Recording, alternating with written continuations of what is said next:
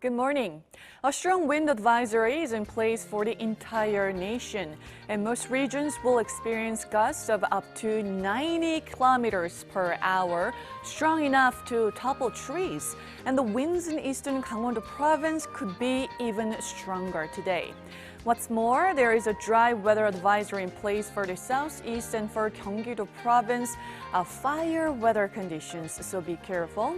Meanwhile, central inland regions will see light showers along with thunder and lightning into this afternoon. The northern regions will see a big drop in temperatures today, Seoul getting up to just 10 degrees. That's about 7 degrees lower than yesterday. Southern provinces, meanwhile, will continue to have spring warms with highs in the upper teens. And the air quality will improve this afternoon, and skies should get sunnier. The capital will see warmer weather again from tomorrow. That's Korea for you, and here's the international weather for views around the world.